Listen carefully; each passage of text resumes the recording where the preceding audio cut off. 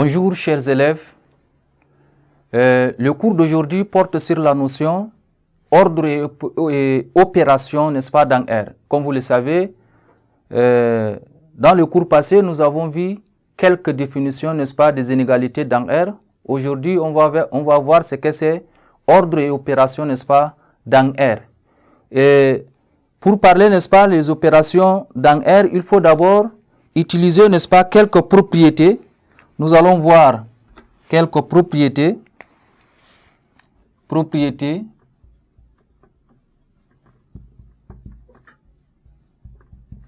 Nous allons voir quelques propriétés.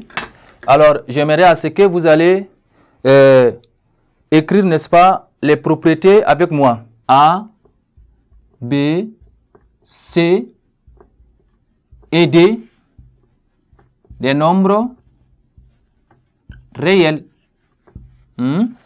A, B, C et D, des nombres réels. Donc, partant, n'est-ce pas, de ces 4 points, on va énumérer, n'est-ce pas, quelques propriétés. Petit 1, c'est-à-dire la propriété 1. Lorsque vous avez A, si A est inférieur ou égal à B, alors A plus B reste toujours inférieur à B plus C. Le A est inférieur ou égal à B signifie A plus C reste inférieur à B, n'est-ce pas, inférieur ou égal à B plus C. Et la propriété 2, pour tout nombre réel, C supérieur ou égal à 0. Ça veut dire que si vous prenez un réel C positif, le A qui est inférieur ou égal à B donne A, C reste toujours inférieur à ABC. L'inégalité ne change pas parce que le C est positif. Maintenant, si vous prenez CC là, négatif, c'est-à-dire si je prends le C négatif, alors A qui est inférieur à B, le AC va être supérieur ou égal à BC. Regardez, l'inégalité ici change. Pourquoi l'inégalité change? Parce que vous avez multiplié, n'est-ce pas, les deux nombres là par un nombre réel négatif. Et vous avez alors AC est inférieur à BC et pour tout nombre réel inférieur à pour tout nombre réel C est strictement inférieur à 0. Lorsque A est inférieur à B, l'inégalité a changé parce que notre C est négatif. Maintenant, la troisième, n'est-ce pas, propriété, en particulier, si A est inférieur à B, alors on multiplie les deux réels là par un signe négatif, le moins A va être supérieur à A moins B. Là également, l'inégalité change.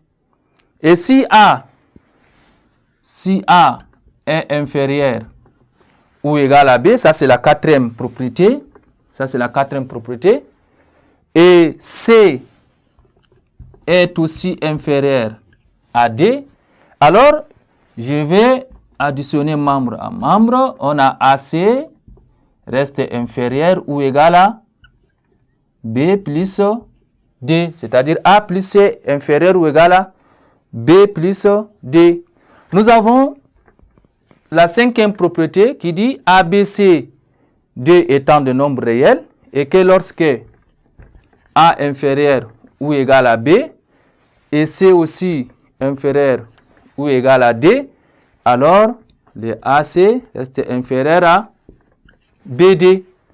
6, la propriété 6, AB étant de nombre réel, A inférieur à B, cela signifie que A carré va rester toujours inférieur à B carré. Maintenant, la septième propriété, si vous avez A inférieur ou égal à B, mais si vous prenez leur inverse, 1 sur A va être supérieur à 1 sur B. Voilà, donc, vous allez remarquer que toutes les propriétés ci-dessus restent toujours vraies pour les inégalités strictes.